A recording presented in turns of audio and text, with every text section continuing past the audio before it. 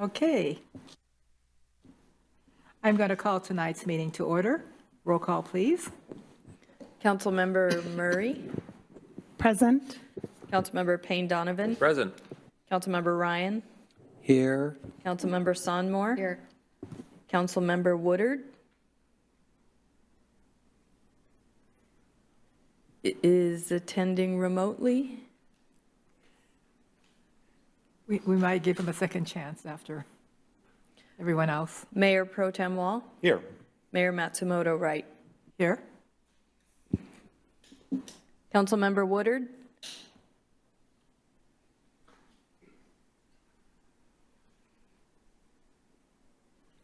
we can check back with him. All right.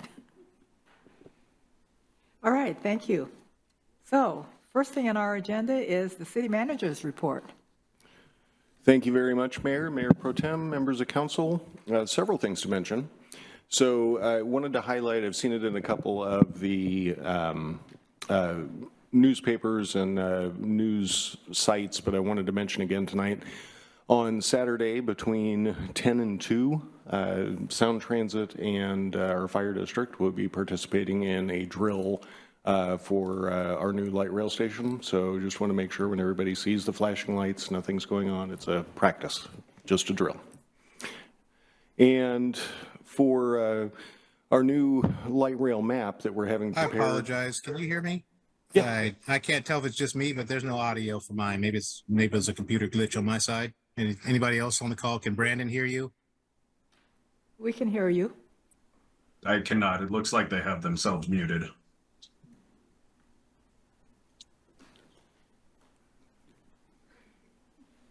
We'll see if we can get that fixed.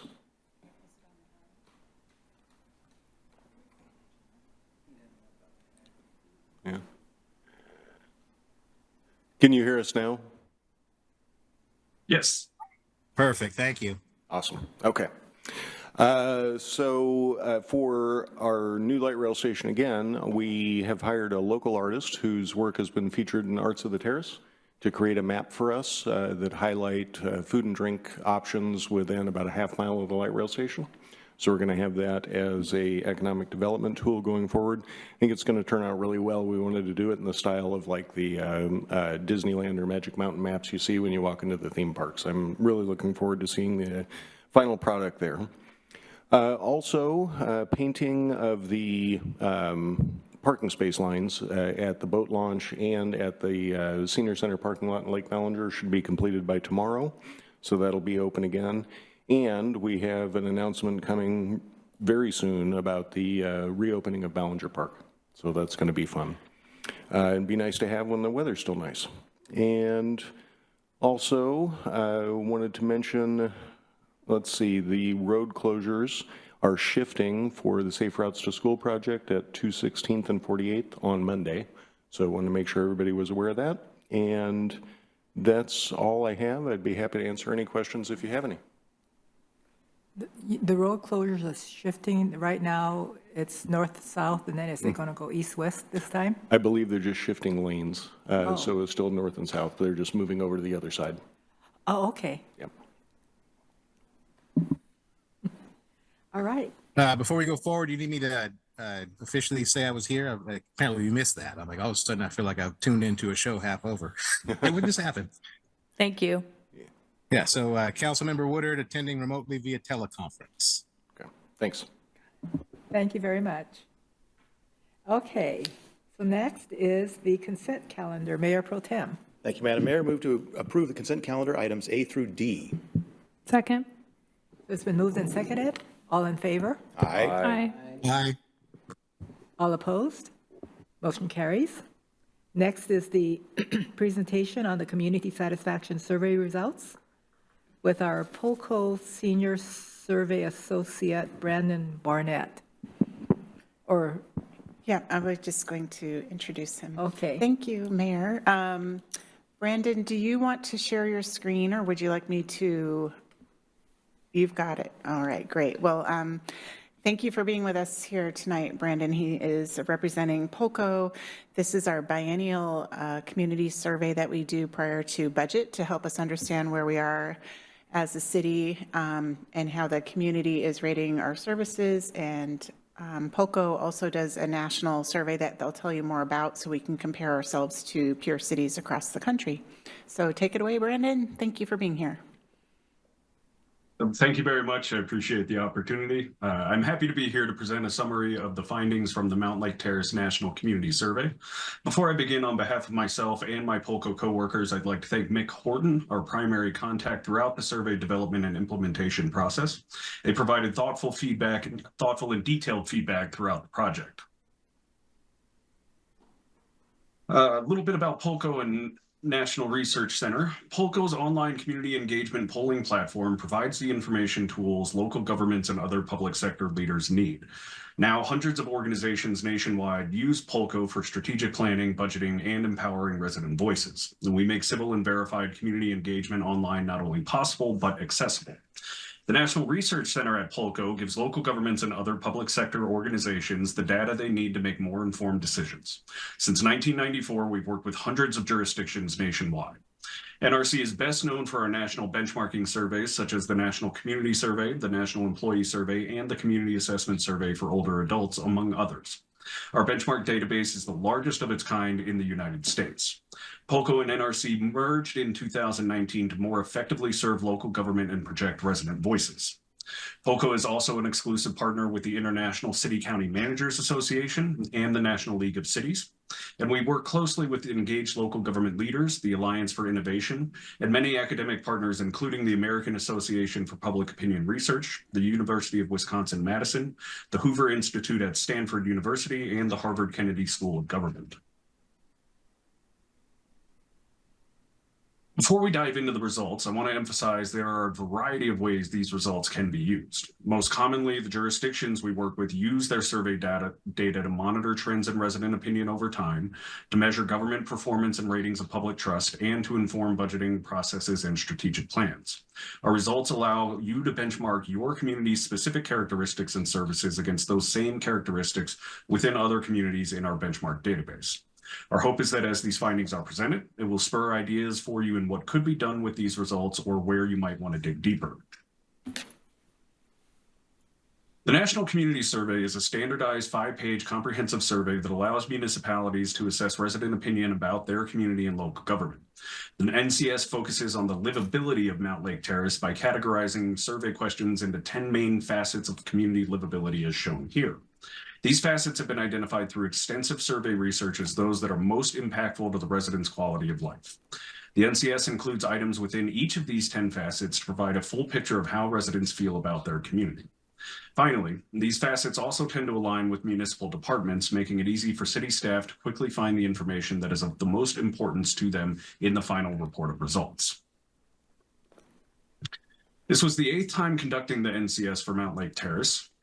All households within Mountlake Terrace were eligible to participate in the survey. A list of all households within the zip code serving Mountlake Terrace was purchased based upon updated listings from the United States Postal Service. Using GIS boundary files provided by the city, addresses located outside of Mountlake Terrace's boundaries were removed from the list of potential households to survey. From that list of eligible households, 3,000 addresses were randomly selected to receive the survey. The 3,000 randomly selected households received mailings beginning on March 7th, 2024, and the survey remained open for 6 weeks. The first mailing was a postcard inviting the household to participate in the survey. The next mailing contained a cover letter with instructions, the 5-page survey questionnaire, and a posted paid return envelope. Both the postcard and the cover letter included a web link to give residents the opportunity to respond to the survey online. All follow-up mailings asked those who had not yet completed the survey to do so, and those who had already done so to not respond twice. A total of 378 completed surveys were received from these efforts, providing a response rate of 13% and a margin of error plus or minus 5 percentage points. We then compared the demographic profile of survey respondents to that of adults in Mountlake Terrace using the most recent census and American Community Survey data and weighted the survey results. Weighting is a survey research best practice and helps to improve the representativeness of your survey results. In addition to the randomly selected probability sample of households, a link to an online community-wide open participation survey was publicized by Mountlake Terrace. The open participation survey was open to all city residents and became available on March 29th, 2024.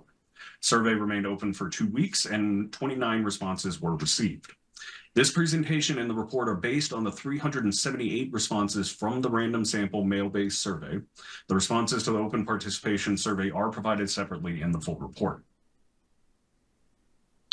One of the advantages to a local government of participating in our community surveys is the opportunity to compare ratings given by your residents to those from communities across the nation.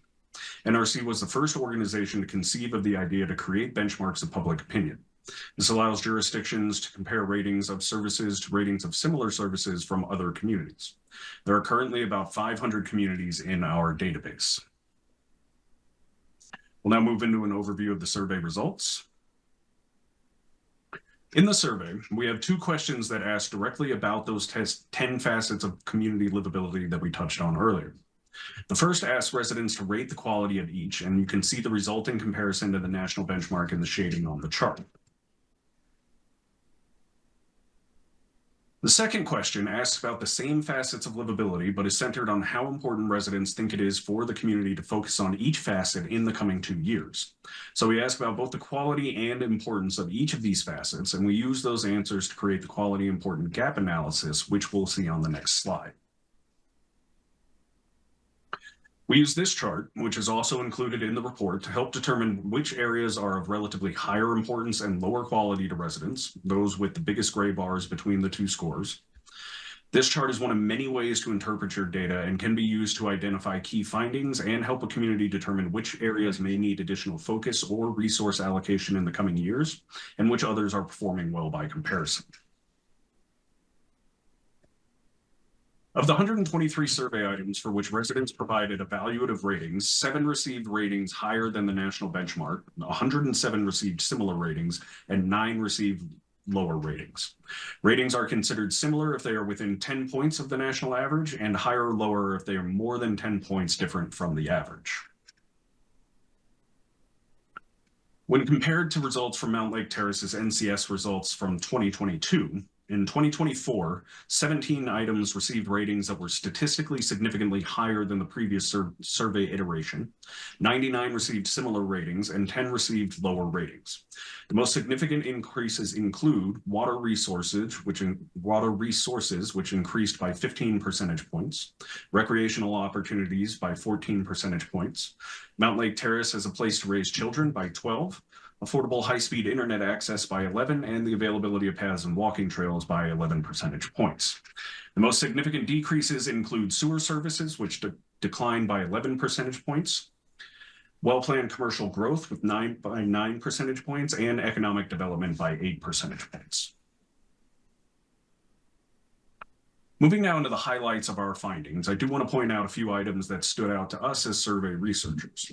There's a lot of additional data in the full report that we won't cover today, but today's presentation will focus on a few areas that we found to be most noteworthy within Mountlake Terrace's survey results. The first of our findings is that the overall ratings for quality of life remained high in Mountlake Terrace. About 8 in 10 community respondents praised Mountlake Terrace as a place to live and the overall quality of life within the city. Similarly, roughly 8 in 10 participants said they were very or somewhat likely to recommend living in Mountlake Terrace to someone who asks and plan to remain in Mountlake Terrace for the next 5 years. Mountlake Terrace as a place to raise children, 83% positive, and as a place to retire, 66% positive, garnered favorable marks and both displayed a statistically significant increase from the 2022 survey. The next of our key findings is that many items related to mobility scored higher than the national benchmark and saw increases from the 2022 survey. About 7 in 10 residents gave positive marks to traffic flow on major streets and the ease of public parking, both scoring higher than comparison communities and showing an upward trend from the 2022 survey. Similarly, ease of travel by car and ease of travel by public transportation also scored higher than the national averages. Though ease of travel by bicycle and ease of walking were on par with the benchmarks, the latter survey item saw a statistically significant increase from 2 years ago. In addition to these direct evaluations, residents were also asked a battery of questions related to usage rates of public transportation within Mountlake Terrace. When asked to indicate whether they had done the following in the last 12 months, more than half of survey participants indicated that they had used public transportation instead of driving and that they had carpooled with other adults or children instead of driving alone, both scoring higher than other communities around the nation and displaying an upward trend from past surveys. Roughly 7 in 10 community members also indicated they walked or biked instead of driving, another item scoring higher than national comparisons. Many mobility service items also received positive marks from residents. About 2/3 of the participants gave excellent or good ratings to traffic enforcement and street lighting within the city. Residents also favorably evaluated traffic signal timing and snow removal, both showing a statistical increase from the previous survey iteration.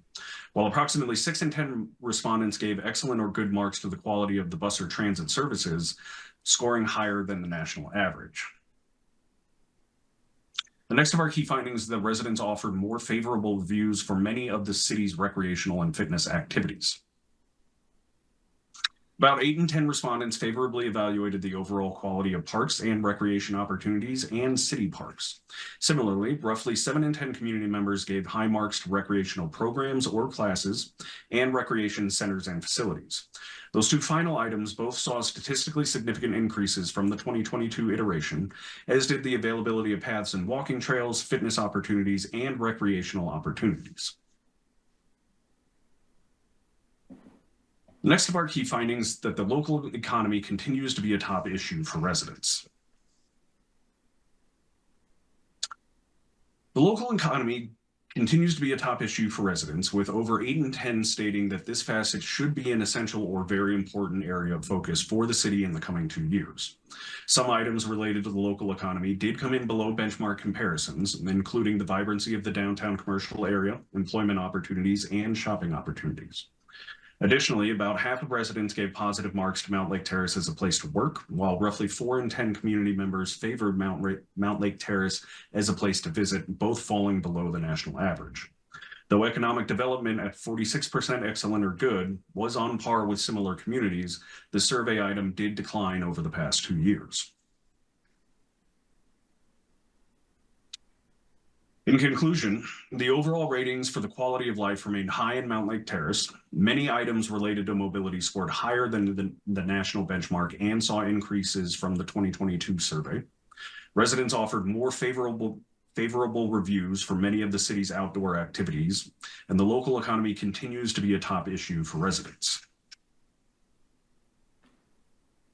If you wish to dig deeper to find out more about the opinions and perceptions of your residents, you can continue to engage with your community on Polko. Mountlake Terrace currently has 326 residents who have subscribed to your Polko profile, and you have an opportunity to create a consistent dialogue with these community members. Polko's Engage model is included as part of your current subscription and includes various resident feedback tools, including customizable polls, surveys, and live events. Polko's track module is also included in your current subscription. The track overview dashboard shown on the left provides a big picture look at your community data that includes key metrics, measures of performance over time, and compares Mountlake Terrace to peer communities within your state and within specific population parameters. Polko's final module, Assess, includes benchmark surveys like the NCS, which were developed by in-house data scientists and have been conducted in hundreds of jurisdictions nationwide over the past 25 years. Each assessment targets a different subsection of your community, allowing you to focus on efforts as needed. And I'd now like to open it up for questions. Do we have any questions? Councilmember Salmore? Sorry, I was still doing my research, but I was looking at 10 years ago where we were at with transportation and people taking buses, and it was 65%. Is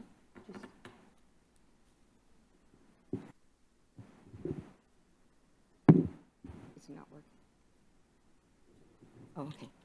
And in 2011, it was 75%. So it looked like in that survey result, it had gone down a little bit. And then place to work was 36%.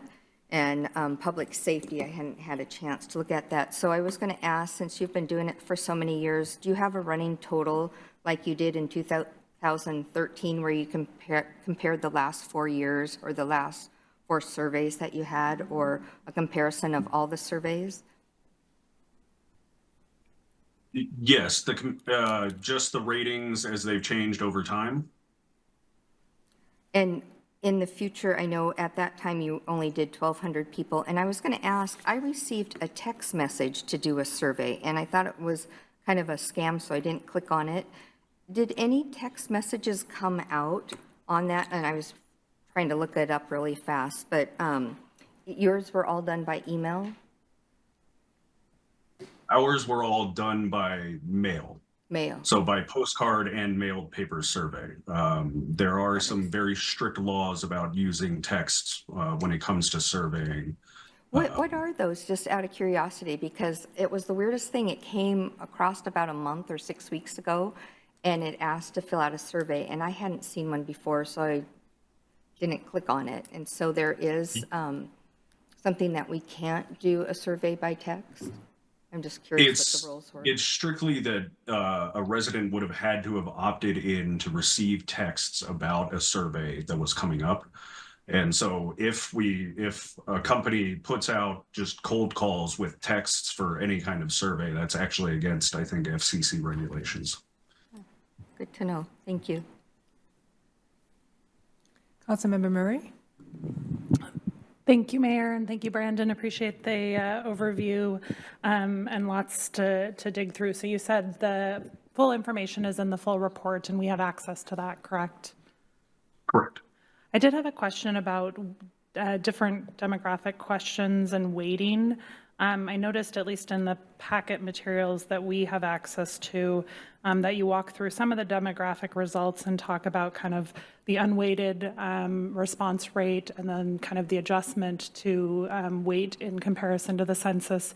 But that doesn't include all of the demographic questions that, at least in the survey sample we were provided, are part of that survey. I guess I'm just curious, were all of the demographic questions that were in the sample survey ones that were asked of our residents, and are all of those weighted based on census data? Or I guess if you could speak to that a little bit more, that would be helpful to understand. Sure, absolutely. We mirror the demographic questions that are asked in the census to be able to accurately weight the data, which we see if you look at the methods section in the full report. That is where our actual weighting table lives, and that shows what the raw results were versus the weighted results versus the target results. The reason why we don't necessarily show all of the answers to all of the questions is because if there are not enough answers within a demographic subgroup, we suppress those results and combine them with another group to preserve the anonymity of the residents and the respondents. So that's why you're not seeing every piece of the demographic questions, specifically when it comes to items like age or race. We also use all of, not necessarily in the weighting table, but in the demographic comparisons, which are in the full report. That is where you will see comparisons by each of those demographic questions that we ask, which includes presence of older adults, presence of children, age, income, length of residency, housing type, and others. Thank you. And I guess not having seen the full report, understand, the need for anonymity in any of these. I guess in terms of my question though around weighting, do only the demographic questions that we see, and let me, name what I am looking at. So I am looking at, the report of results is what it's called, but it doesn't include the full demographic data. It only includes some of the demographic data. So for instance, you mentioned households with children or income or how long folks have lived in the community. Those are not demographic results that I see in front of me. And so I guess I'm curious in terms of how the outcome of the actual results, got weighted. Are those things that are weighted as well as part of the results that we are seeing? I'm trying to understand what's weighted and what's not. They are not. So only the things that we are seeing in summary in this report are the things that are weighted? Right. So what we use for the weighting are age, Hispanic origin, or race, housing type, housing tenure, gender, and gender/age is what we use in the weighting algorithms. The other demographic questions are there to create demographic crosstabs, which are only online, not added to the PDF of the report because it would add about 130 pages to the report. So those are added in the Tableau report online in an interactive tab. Okay, thank you. I think that's it for me for now. Thanks, Mayor. Anyone else? Okay, thank you very much. Thank you very much, everybody. All right. And we do this every other year. Okay, so next is a presentation of the fire benefit charge with our South County Fire people. Welcome.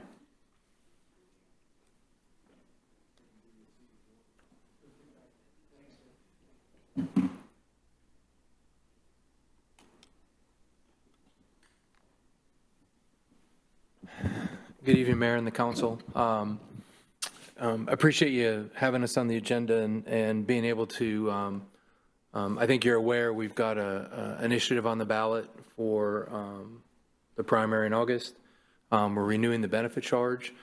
And so we'd like to just, we've got a informational, educational presentation quickly just to give you an overview of what that is. You know, when the city of Mountlake Terrace annexed into the RFA, the benefit charge already was in existence. And so this will be the first time that our residents and of the RFA that reside in Mountlake Terrace will see this at the ballot.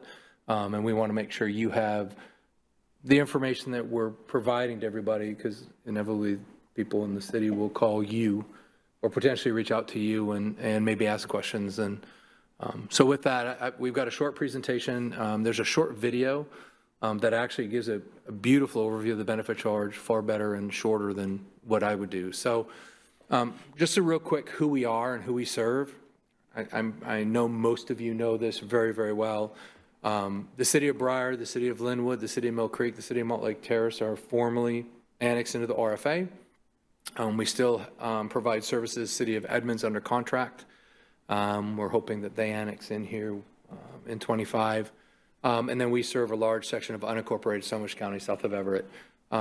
We protect nearly 300,000 people, about 57 square miles out of 15 fire stations. And then we have some support facilities like our headquarters. What services do we provide? Right now we're averaging over 100 emergency responses a day. We do full service ALS, which is basic life support, or EMT. And we do advanced life support, which is paramedics. We do full service and transport for all of our EMS services that we provide. Fire suppression, I think that's a pretty obvious one. We have a very robust prevention side to the department that often goes, they're kind of like the unsung heroes because they're the ones that make the event never happen. We have an awesome division that does that work.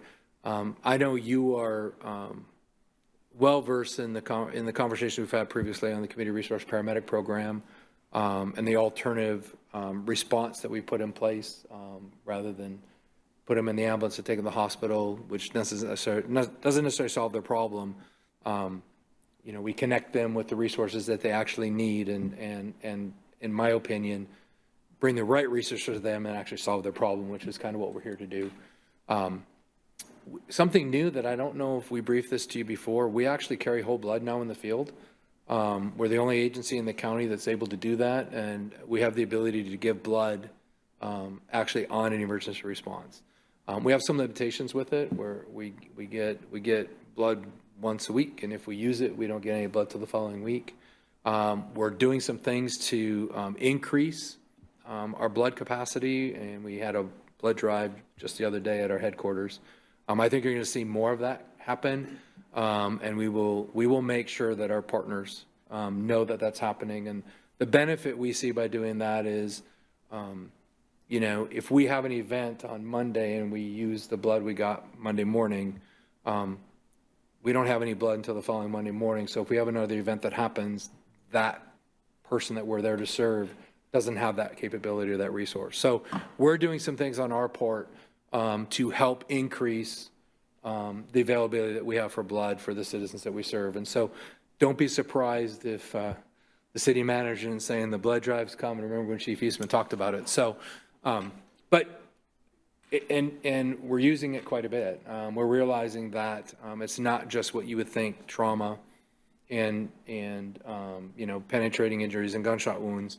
We're finding there's some very sick medical patients that have bleeding issues that we're able to do the same thing. So it's exciting for me to do that. I've been doing this. I've been in this career for 40 years, and to have an agency that's actually in a position to give blood says a lot about the team that's doing that work behind the scenes in this department. So I'm proud of that. We do technical rescue, so confined space, trench rescue, high angle, low angle rescue. And we have a Marine unit out of Edmonds. It's at the Port of Edmonds. We have a hazardous materials response, ACT training, which I know you guys are familiar with. Again, if you know anybody or any groups that want us to provide that service, we're here to do that. And I think we're over 20,000 people that we've actually trained in ACT training. So another, I think, a success for the RFA. That's an extension of some of the sickest people we see, and having citizen intervention before we get there does change mortality, morbidity, and we're seeing the success of that, specifically in our cardiac arrest survival rates. And falls prevention, we do have embedded social workers, and there's other things we do on top of that. How we're funded, fire service has been traditionally funded with a fire levy, which is property tax based, an EMS levy, which is property tax based. In 2020, the voters of the RFA approved a different method of funding the RFA, which was the benefit charge, which is not a property tax. It's a fee. It's an annual fee that's based on your building size, use, and risk. And the other thing that's important for everybody to remember is that prior to us having the benefit or the privilege of doing the benefit charge, our fire levy was, the max it could be was $1.50 per thousand of your assessed valuation. When the benefit charge was authorized, our fire levy, we lost a third 50 cents, so now we're capped at $1 as a result of us doing the benefit charge. Next slide. Here's the video, and with that, I'm going to let you listen to Chief Maxwell, who most of you know, and he does a really good overview of what the benefit charge is. So with that, here's the video.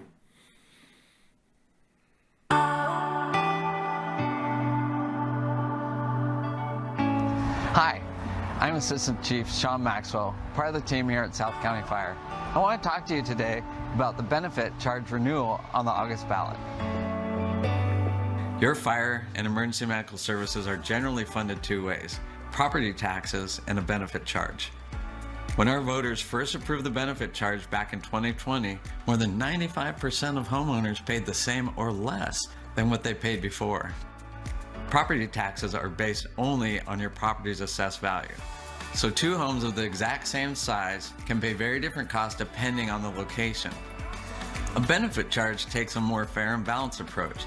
You pay according to the size, risks, and hazards of buildings on your property. So industrial and commercial buildings with a higher risk pay more, while residential homeowners typically pay less. Why? Because it takes fewer firefighters and fire trucks to put out a fire in a single-family home than a larger commercial building. Your locally elected fire commissioners set the amount of the benefit charge each year. Seniors, low-income households, and people with disabilities will maintain any current exemptions they have through the county, and there's a discount for fire alarms and sprinkler systems. With the benefit charge, the maximum property tax you pay for the fire services is reduced. For the cities of Briar, Mill Creek, and Mountlake Terrace, who have recently joined the Regional Fire Authority, we understand this may be a new concept for you. So we are happy to answer any questions you may have. Everyone can learn more about the benefit charge by visiting our website at www.southsnowfire.com. mountlake.org. Thanks for watching.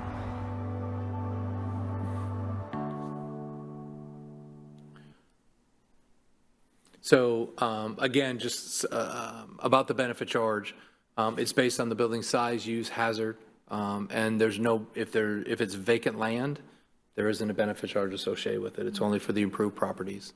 Those that have a discount on their property tax, whether it's a senior disability, low income, those are automatically also given to the benefit charge. So if residents have get a discount on their property tax, that same discount applies to the benefit charge. Let's see. Oh, and we'll go to the next slide because we talk about, we give an illustration of what we actually send to residential. And I think this will illustrate kind of the difference in response and why the benefit charge and commercials tend to pay a little bit higher rate. When we dispatch right now to a normal residential house that's on fire, we send 10 units with a minimum of 22 responders. Conversely, if we send to a multifamily or commercial, we send a minimum of 16 units and 34 firefighters. And usually it's a few more on each category. So actually we are sending more units to the commercial multifamily than we do in a residential. So what does it cost me? Well, when we originally had the benefit charge approved in 2020 at the time, 95% of residential homeowners paid the same or less than what they were paying with the traditional property tax general levy. In 2024, an owner of a 2,000 square foot home has a yearly benefit charge of $71.64. And that's currently in 2024. What does renewing the benefit charge?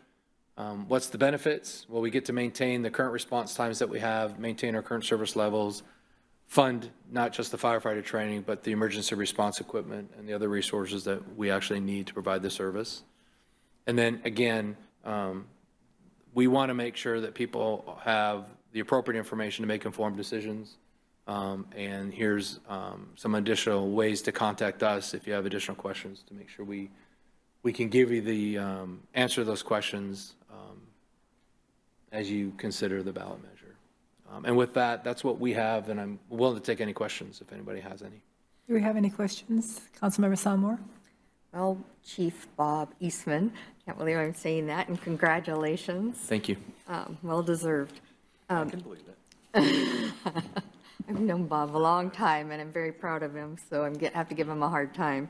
And thank you for saying that. That's very nice. Another compliment.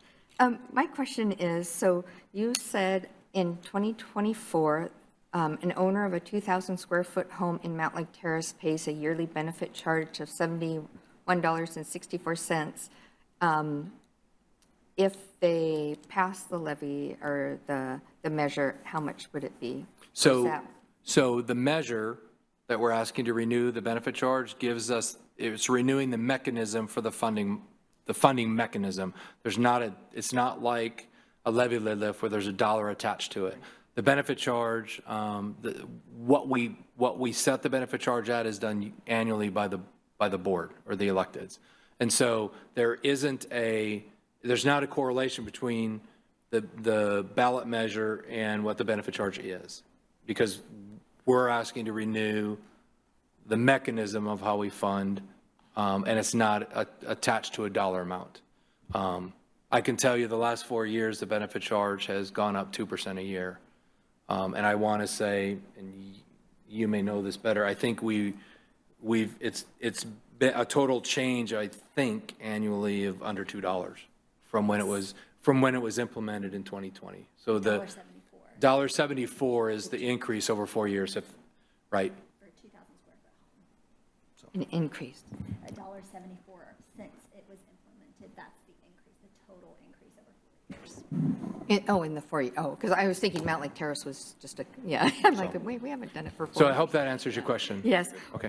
My other question is, if your instrument or the measure doesn't pass and you're reduced with costs, I know we've talked about this in the past, having all those units go out to a fire, Does that decrease, or how are you going to, I know we talk a lot about budget, but if we're going to send out a message to, what message would we send if it doesn't pass? Because I like when voters have that capability of voting how they want to pay their taxes and when they want to pay their taxes. But they also have to understand that more people are coming into the areas, and I hear fire trucks all the time. And I've never heard so many in all my life. It just seems like there's just tons. And the fact that you send out so many, some people might question, but when you're actually in a situation like that, you are so happy those people are there.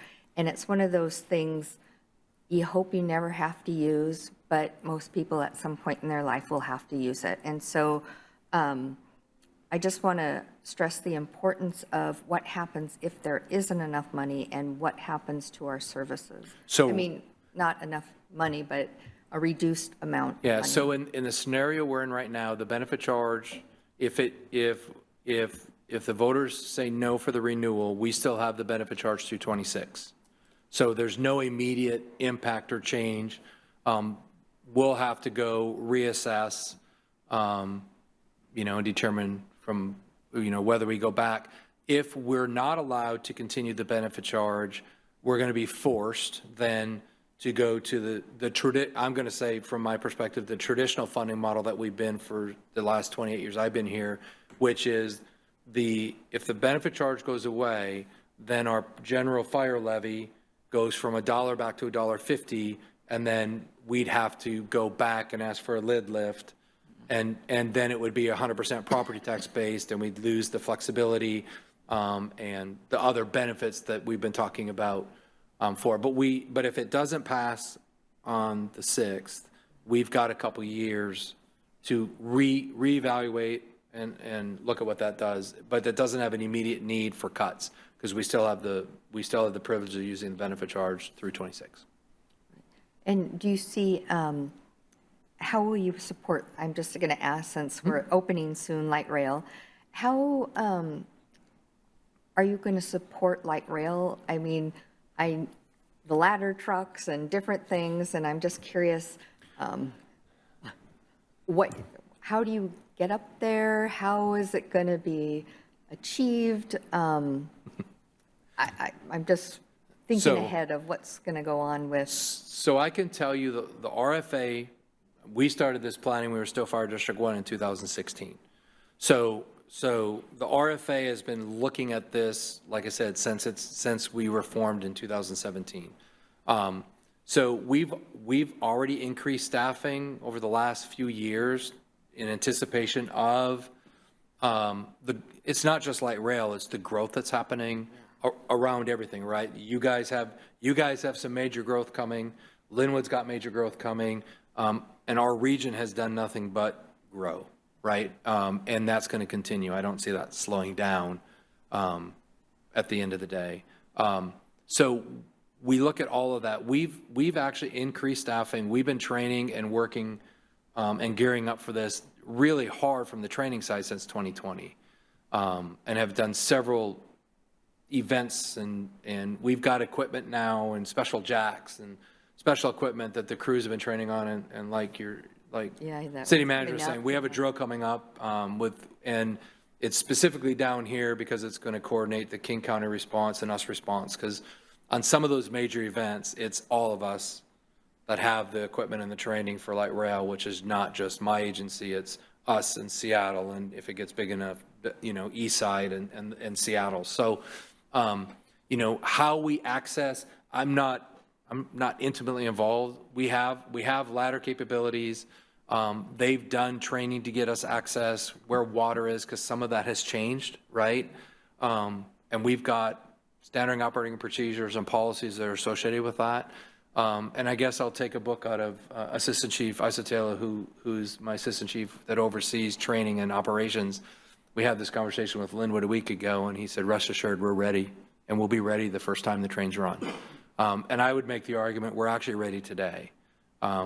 We've got, to the point where we got trained the trainers that can keep us up to speed. We've got a great working relationship with with Sound Transit and just, I don't know if you guys know this, I think we had almost $700,000 in funds that were given for us to buy specific equipment related to the trains, certain amount of training dollars that are affiliated with that. And then we've got a new technical rescue vehicle that's on order that they funded a quarter of it. The problem is it's 4 years out just because of supply chain. So specifically how they're going to do it, I'm not the one that can actually answer that. I can tell you that my team, I'm very, very, very confident that we are prepared today. What the drill that's going to happen Saturday is one that's going to take and implement all our policy and standard operating guidelines and all those things that go along with it, and then test them. And then what the team will do is learn from it, and then tweak what we have based on, because this is a full scale. This one will have MULA's patients, I want to say 30. This will be the real deal where it's as real a scenario as you can provide. And so I will say I'm very confident, my team's very confident that we're ready to respond. And we have the capability and the competencies that we need to have to do whatever's asked of us with the result of light rail coming into Mountlake Terrace and Linwood. And that's happening from 10 to 2. I hope our residents don't panic. I think there. they've been very forthright to let everybody know what's happening and what's going on. I don't know what all they've done, but I know Chrissy's been part of it too, for that purpose, right? Well, I'm happy to hear that. You sound very confident in that situation because we just don't know what could happen. So thank you. Okay, I see Councilmember Woodard with his hand up. Thank you, Mayor. So I also want to begin by saying congratulations. It's wonderful to have you still in the space. I know there was a point there where you hoped to retire and we said, no, you must come back and stay. So thank you for agreeing with that decision. That said, I also want to pause and acknowledge your badge and say, one, I'm sorry, I don't know the specifics of the acknowledgement that's going on there with the black ribbon, but just to remind and humanize what we're talking about, that there's paying for your building size, but really we're talking about keeping these superheroes safe with the best equipment and the best training that they can possibly have, so that we never see what you have on your badge right now. And just kind of want to put that back into the conversation. That said, really I just have an observation to remind us that one, our RFA experience is still on our webpage. So if you just did it, if you actually go fire benefits charge, it will pull it up to the FAQ that we were using as we were making the decision as a community to, the right one in my opinion, decision to annex into the RFA as it is. So that's just my way of saying, let's be aware that our residents right now can access, like right now, luckily it's the accurate information, but if your information is evolving, we should probably not scrub that, but just be aware that that's there. And I would also, in the spirit of, we know that as a city and as electeds, we can't advocate, but we can educate, repurpose that page if that's within the bandwidth of the city. And maybe it's just reduce the FAQs and leave that one kind of at the top, if you will, something along those lines. So if someone like myself just quickly went to the page and punched it in to see what does the city think about this, it at least ties it to something and maybe upgrades it to this new conversation about here's why you need to say yes, but not say that, obviously, because we're not advocating, we are educating. So thank you all. And I just want to end it by saying I will, however long I'm on this council, always remember that my opportunity to serve on the subcommittee that eventually brought a proposal that we as a council and we all as a city then said yes to RFA annexation would be a proudest moment probably ever in my council career. It was that big of a decision, and I feel like us just maintaining it through these votes right now is just the right thing to do. Not a vote, just an education comment. Anyone else before we go back to?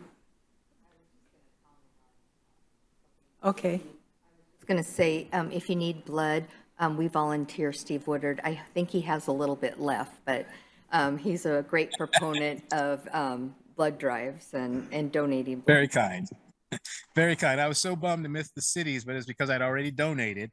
And I did just a couple days ago hit number 74. So I'm making my way towards that wall. And a number of the folks in our community are already on that wall, as it turns out.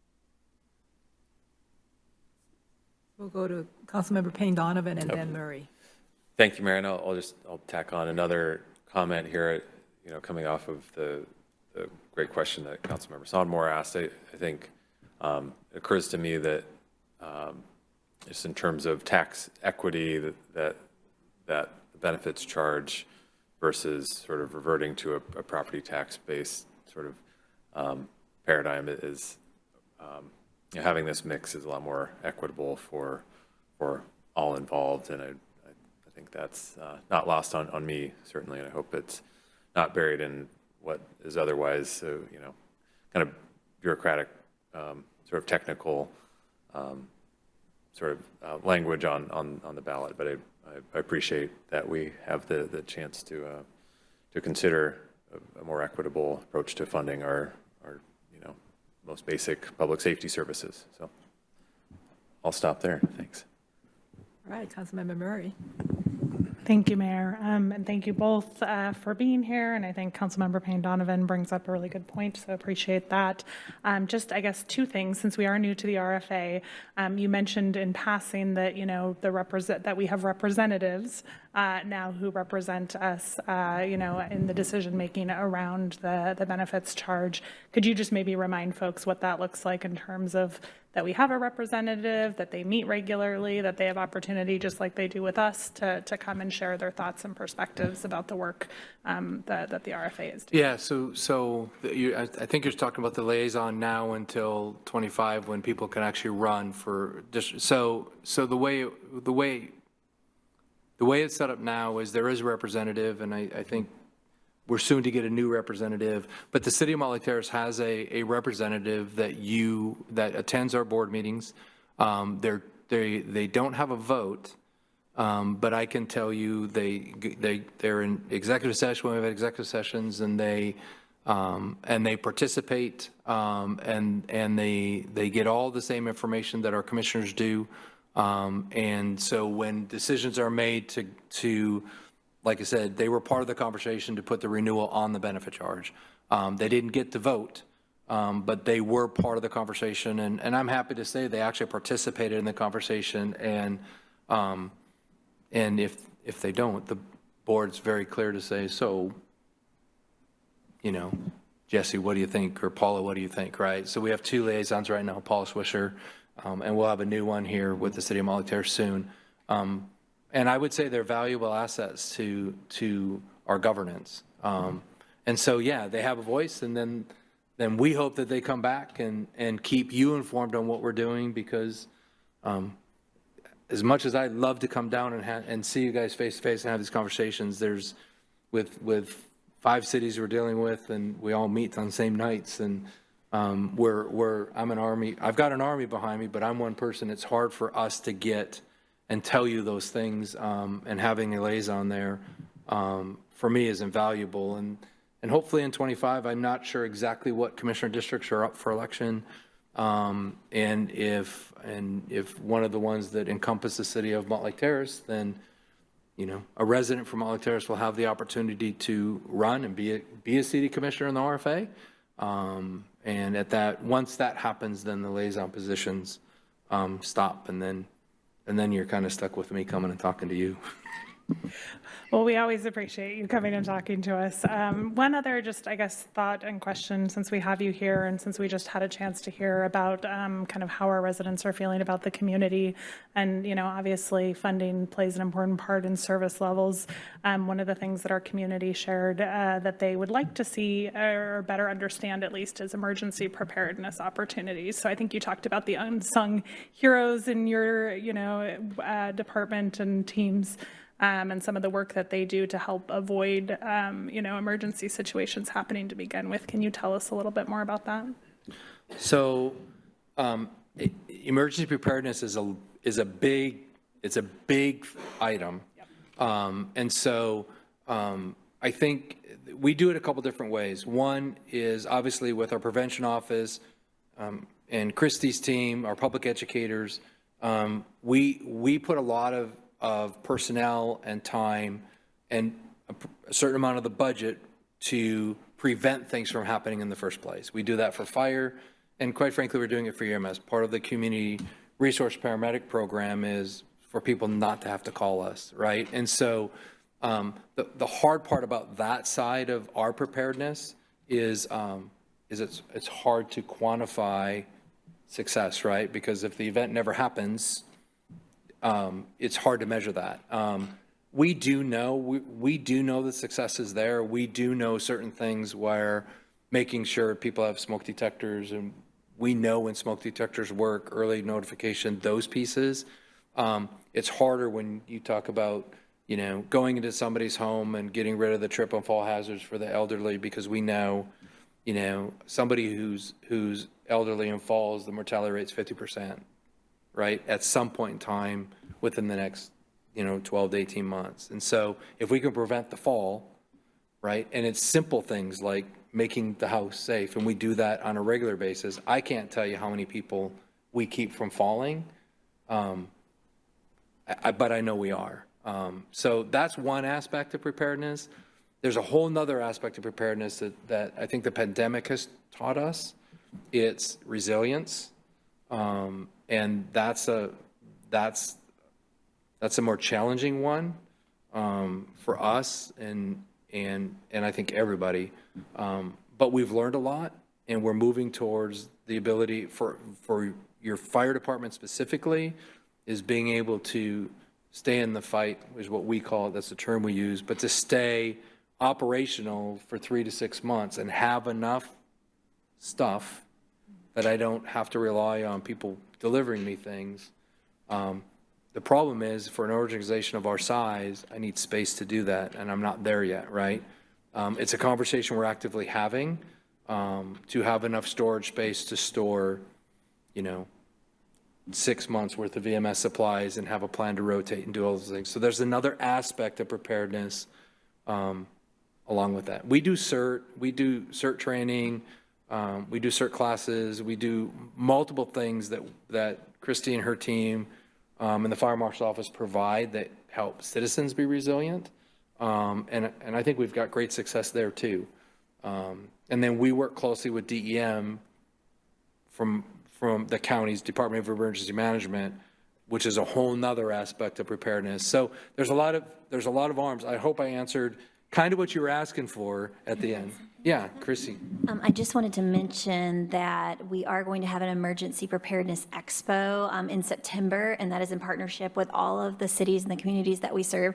That's going to be at Northwest Church in Linwood on Saturday, September 21st. We did this for the first time last year, and it's really amazing. You can go and learn everything from hands-only CPR to what to pack in an emergency kit to, what to do in an earthquake to stay safe. So it's a great event, and we would encourage everybody to attend. There's more information on our website, southsnowfire.org. That's a better answer. I thought they were both very good answers. Just one quick follow-up. So you talked about CERT, and I don't know that everybody in our community knows. So in terms of kind of individual preparedness and our community feeling prepared, can you just tell us a little bit more about that? CERT is a great class. The goal is to kind of arm members of our community with information so that you can take care of yourself, your family, and your neighbors if a disaster does hit.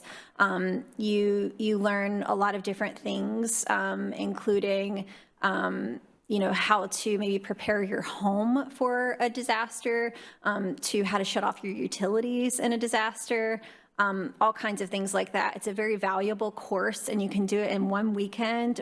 We do have a fall course scheduled, and you can also register at our website. Well, thank you both. Appreciate the time and all the resources and information. All right, do we have any other questions? Councilmember Ryan? Thank you, Mayor.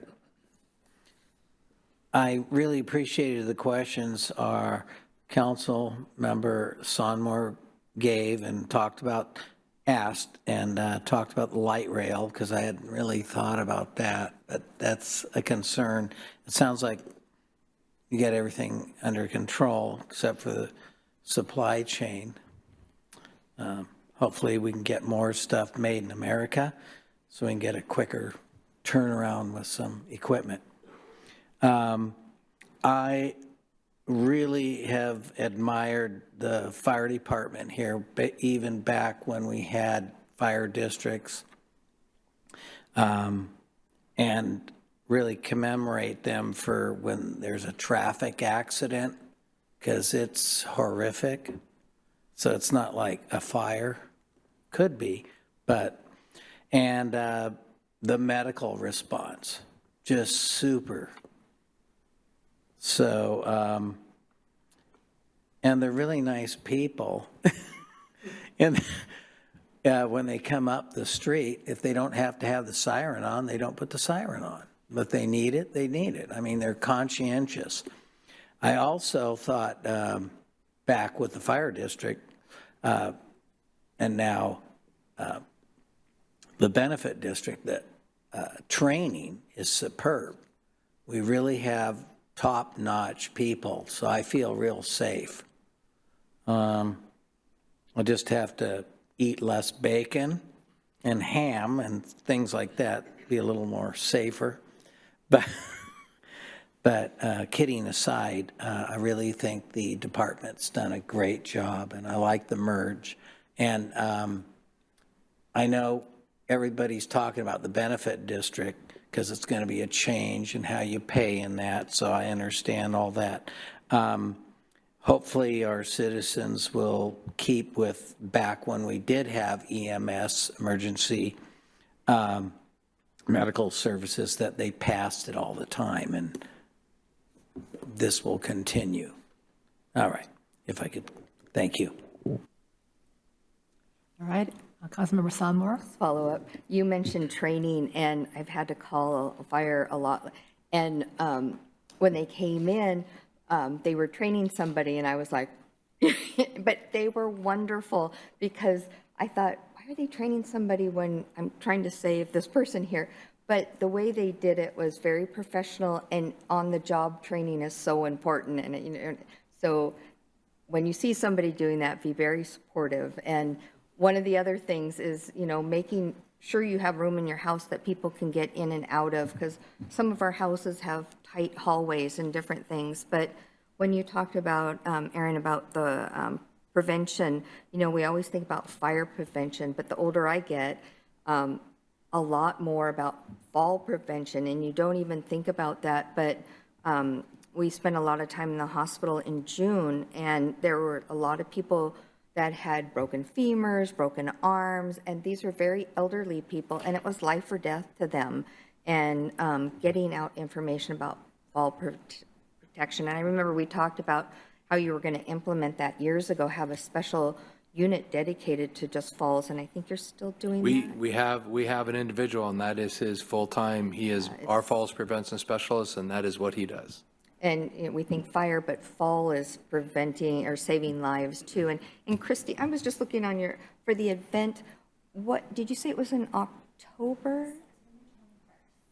And that was what again? Sorry, I was. Thank you. I went to the calendar and I could not find it. And then I noticed you just had a NARCAM event at Verdant, and we've been wanting to get NARCAM. So we'll eventually get there. But, you know, I noticed with a lot of council people, they're so willing to help people, and they're the first to, you know, want to help our citizens. So we've been trying to get NORCAM, and if I would have known, I would have gone to your event to get some. I know we've asked our police officers. We'll see what we can do. Thank you. Because we have some opportunities. We want to help. We got some you opportunities wherever we too, can. so we'll circle back and we'll work through your city manager, Jeff, and if there's an opportunity, I'll see what I can do. Okay, or you can do our employees first, whichever, you know, because they're out in our community, and that's what we're looking for, is to help people. And Christy, we haven't met before, and I hope you've gotten to meet each council person, but because we know Leslie so well. And so can I ask what your role is? And maybe I missed that at the beginning. And so. Oh, yeah, sorry. I'm Christy Veely. I'm the Public Information Officer, so I've been working very closely with Leslie, who is close to sailing off into the sunset, into her retirement, but she's still with us right now. We're so glad she is. So yeah, I've been working very closely. I've been at South County Fire for about a year now. and was previously with Marysville Fire before that. Well, it's very nice to meet you. Very and nice to meet you We as have a well. great council, so if you need any help, let us know. Thank you. I really appreciate that. Christy's actually she will be our Director of Communications when Leslie retires. So she's going to move up, and we hired another PIO. We actually hired the PIO from the city of Mill Creek. Oh. I say that very quietly because he's a great guy, and we worked a lot with him when City of Mill Creek annexed in, and he was an asset to the city that we got to come our way, and I heard about it when I did this presentation of the City of Mill Creek. So Leslie's here until, and quite frankly, she's here until she doesn't want to be here anymore. We're not pushing her out, but Christy's going to be. She's the new Leslie, and she's up for the task, and she'll be going to be in that role, and we still get to phone a friend. We'll still get to call Leslie from time to time, just for those that know her well, realize the asset that she is, and at the end, so. And please pass along our best to her. We've known her and worked with her for years and years, and she's our neighbor, so real close in Briar there, so. There'll be a to-do when Leslie's finally done. We'll make sure everybody knows. Good. All right, anyone else? Okay. I have just one question about the blood. Do you take, what kind of blood do you have? The universal type of blood? They're carrying whole blood, so I would assume that the whole blood is, it's probably the, what is it, O positive? So it's the universal, but it's whole blood. And we get one unit. I think we're going to be successful with more. I mean, we've had some events, and you guys watch the news. You guys know, and we've had events that happen back to back to back. And for the response, my challenge with the responders to the street is they know that actually saves lives.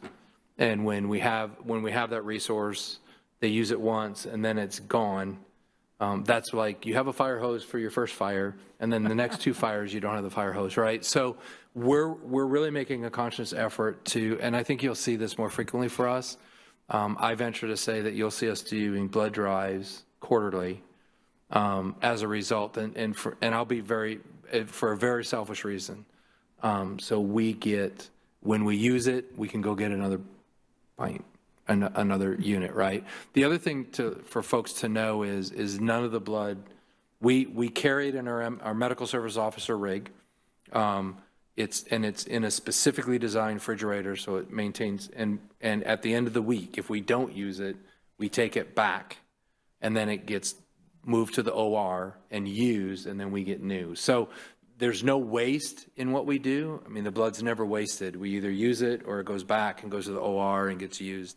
But, it's hard for me when my crews go if we just had it and they just use it the day before. So we're working really hard and coming up with a plan and don't be surprised that we don't come ask for help. And for that reason, because it is for us, right? And it's the global us, and we're the only agency in the county that has it. And so I want to make sure we have that resource for anybody who needs it. And right now, we're limited, partially because not as many people are donating as used to, and so there's a challenge everywhere. And so I guess I'll say it's rationed. And so, we're trying to fix it. So don't be surprised if we come knocking and let you guys know what we're doing. And that's the purpose behind us doing that. So is hopefully getting to a place where if we use it, we can go get more. At the end of the day. And you got Steve. I will guarantee we will. Our council person, so he's very good at giving blood. He'll be our donor. All right, anyone else? I don't see any. Thank you so much. Thank you very much. Thank you. Good to see you. Nice to meet you. Thank you. All right, then. Next is the review of the South County Fire Interlocal Agreement. with our city manager. Thank you, Mayor, Mayor Pro Tem, and members of council. So as we talked about a little bit, we annexed into the Regional Fire Authority effective on August 1 of 2023.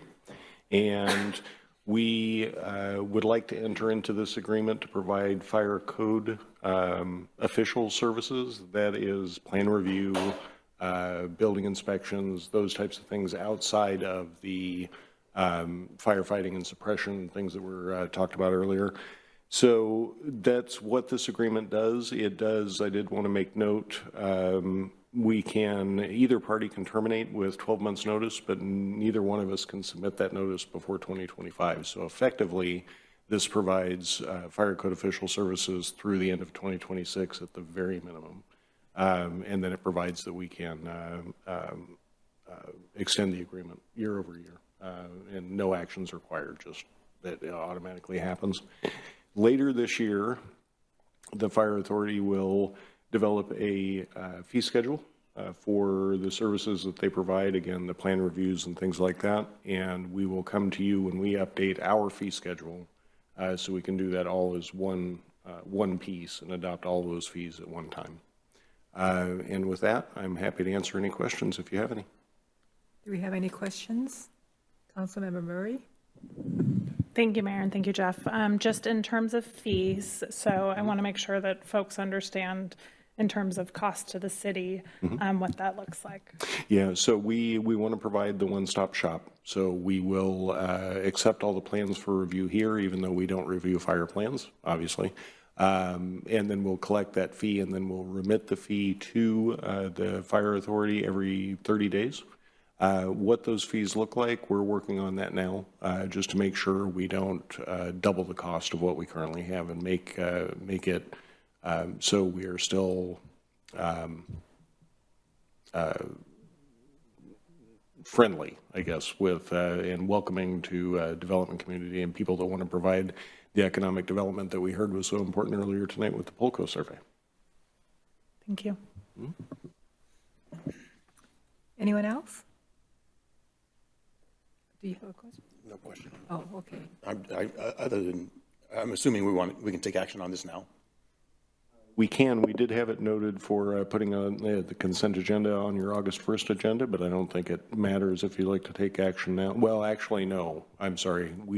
Did we note this for action to be taken tonight? We did. Okay. But not this item. So what I'd recommend is you just place it on consent for the August 1 agenda. Fair enough. Sounds good to me. All right. Okay, thank you. So we'll move on to the next item, which is the review agreement for Robert Half Accounting Services. Thank you again, Mayor. So as you know, the city has been working to catch up on our financial reporting for years 2021, 22, and 23.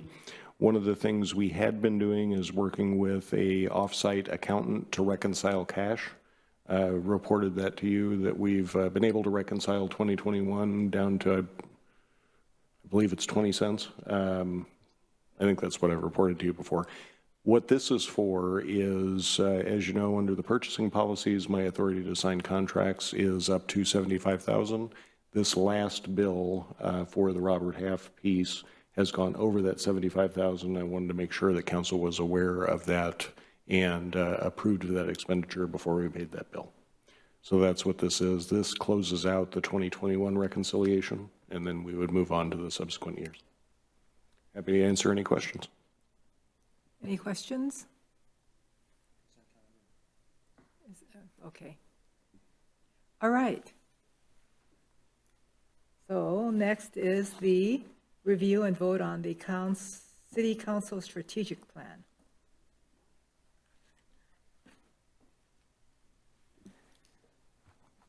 Good evening, Mayor, Mayor Pro Tem, and Council. Glad to be with you tonight to discuss the Council's strategic plan. We do have the documents online in markup mode, so you can see what's changed since the last time we spoke, and I can pull them up if you just give me a moment.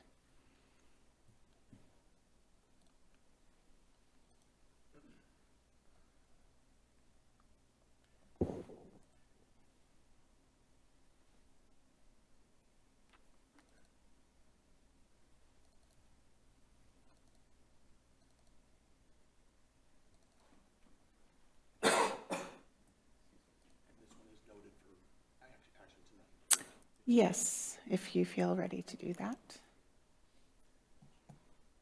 And there we go.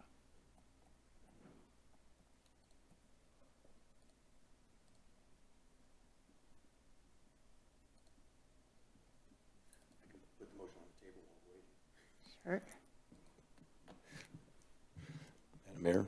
Okay, I'm just still trying to find it. Go ahead, Mayor Pro Tem. Thank you, Madam Mayor. Move to adopt the strategic plan for 2025 through 2029. Second. We're not going to look at it? Are we voting on it right now? Discussion.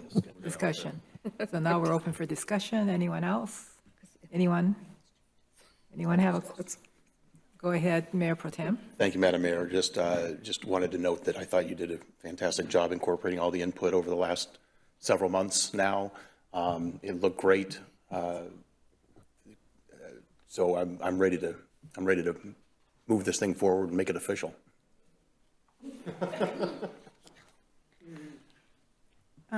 If I may, I just wanted to, I know that Mayor Pro Tem, that you had a couple of comments, and one I just thought I should share with the group that's more than just a typo.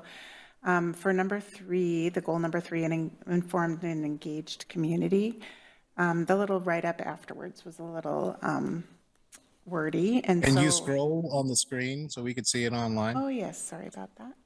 Thank you. No worries. It's a lot going on.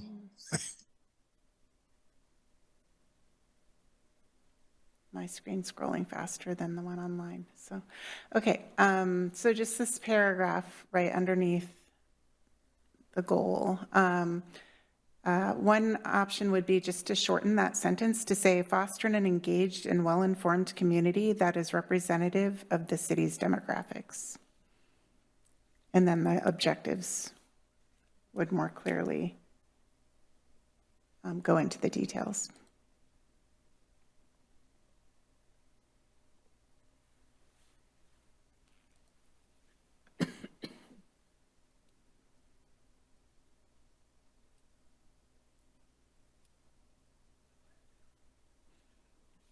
Do you have a different? You're welcome to make a different suggestion if you have one.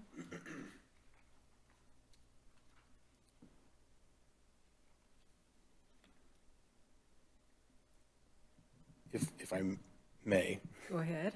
an alternate version could be foster an engaged and well-informed community who feel heard, empowered, and knowledgeable about the city's actions and initiatives.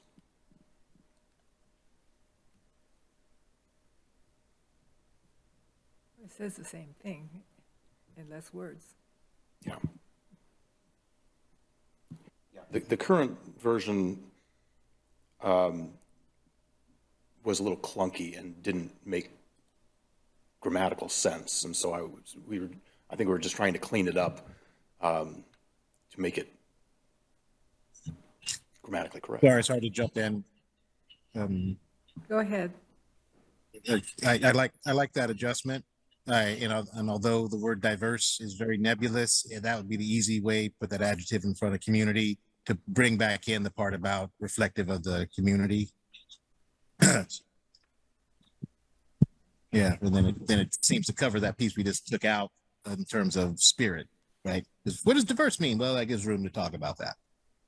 But I like the change.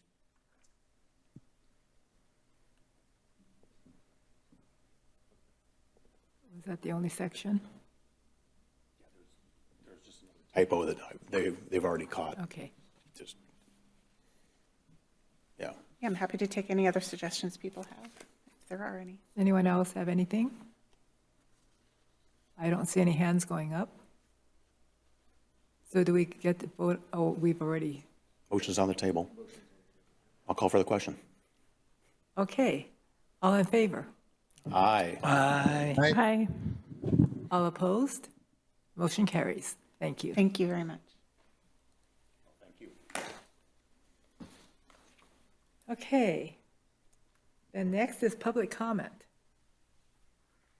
Do we have anybody?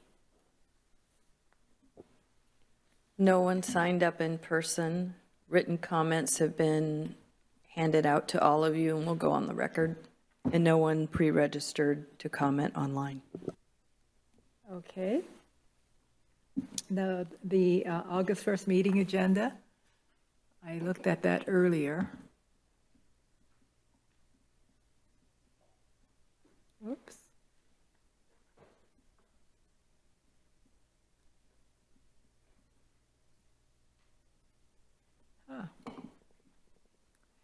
So no one has any objection to the agenda for August 1st? Okay, and we'll go on to council comments. Does anyone have any council comments? Councilmember Sonmore?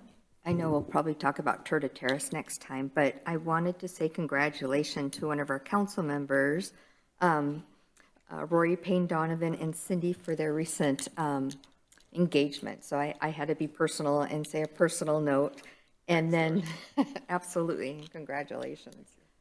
And Steve, you had asked about the black band on the officers, and I don't know if the chief had told you or not, but they had an officer who had retired from Edmonds a few years ago who lost his life to cancer last weekend, and that's why they were wearing the black band. So I just wanted to point those two things out. But again, congratulations. Thank you. Yeah, thank you. I didn't want to drum up, but thank you. Well, you have your hand up, so do you have anything else, Steve? I do. Thank you, Mayor. I really just, in the moment here, want to pause and applaud Andrew Applewick again. I'm sure it's a team. I'm sure there was a whole committee. I'm sure there's a whole lot of moving pieces, but at the end of the day, it's him that's there, and it's that face and personality that we're going to look to if something goes wrong. And I've been telling him every time, man, you're batting 1,000 out of 1,000. Terrace summer music today was amazing. I was only able to be there a couple minutes, and so apologize not being in the space with you all today, but it's longer stories around that. But it's still just wonderful to have a moment of normality in amongst community and then head back to this crazy den I live in the moment. So in that regard, just wanted to acknowledge what a wonderful event, but more importantly, how many people just when I was there wanted to give me feedback, and Andrew was right there. I said, well, here he is right here. Give it to him directly. And so I hope he's feeling the love because it's just been wonderful. And I wish equally as much success with the movies. I know next time we do the Terrace music will be the same because it's going to be the same band. So no doubt that's going to be a success. So now we switch gears to the music, or excuse me, to the movies, and just say congratulations in advance. And what a wonderful showing of community. Councilmember Sonmore? Can I follow up real quick, because I've been a little bit behind on my calendar, but I just want to go through some events and see if I've got most of them, because the next 2 months are quite busy. So on July 30th is a ribbon cutting with Rick Larson at Hull Creek. The 27th is a special thing for light rail. The 30th is the light rail opening. August 14th is softball. Then there's DEI training, and then there's National Night Out on the 6th. And then on the 25th, of course, was the music. The 27th is the movie Up at Terrace Creek Park. And on the 1st is music here again at 4:30. And on August 3rd is the Lego movie. And I stopped there. Is there any other ones that I'm missing? I think you have all the ones that I can recall. Not anything missing that I heard. Thank you. Councilmember Woodard? Thank you, Mayor. I have one that I'll selfishly add, although our DEIC is a co-sponsor with us, which is this weekend we have the Nubian Jam. We've been planning this for about 5 months. It's its 32nd annual event. I have the honor of serving as the morning MC, so I'll be there from about 10 to 2, but we do go 10 to 7. So the second MC will take over at that point, but it's just a beautiful showing of community, as I say. And although it's up in Everett, obviously it's a regional event for the county. This is actually, to our knowledge, the longest running African-American culture event, if you will, in Snohomish County. So proud to be a part of that, and look forward to seeing folks who are there. And I know a number of you have made it in the past, so I look forward to seeing you on Saturday. Thank you. Anyone else? So we're not talking about Two of the Terrace this time. We're going to talk about it. Our next council liaison report is going to be long. If every one of us get, so We'll have to figure this one out. Long consent calendar that we could check off easily, and then the rest would be spent time catching up. You each get 5 minutes. I vote. Not a bad idea. All right, 15 so max. I don't see anyone else's hands going up. So then next on our agenda is adjournment. We are adjourned. I can't even. When we get to there. Have a good evening. I-